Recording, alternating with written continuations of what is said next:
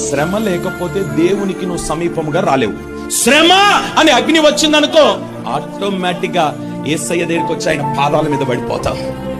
శ్రమ లేనిదే సింహాసనము, శ్రమ లేనిదే మోకాల జీవితం, శ్రమ లేనిదే ప్రార్థన జీవితం రాదు. కొన్ని నిన్ను శ్రమలో ఆయన్నే పెడతాడు. ఎందుకు పెడతాడనంటే నువ్వు కాస్త దూరంగా ఉన్నావు, ఆయనకు దగ్గర తీసుకొని రావడానికి అడ్డుగా ఏమున్నాయో వాటిని ఆయన తొలగించి నిన్ను దగ్గరికి తీసుకొచ్చుకుంటాడు. ఒంటరి వాణిగా చేసేస్తాడు.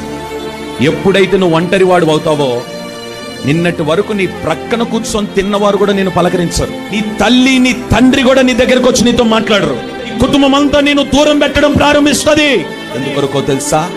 ఆ ఒంటరితనములో నేను దేవునితో మాట్లాడాలని. నువ్వు ఒంటరిగా ఉన్నప్పుడే నీ కుడి చేయి పట్టుకొని నీకు సహాయము చేస్తాడు. నిన్ను శ్రమ పెడుతున్నాడు అని అంటే నువ్వు సంతోషించాలి. ఎందుకో తెలుసా? ఈ శ్రమ నాకు మేలాయను.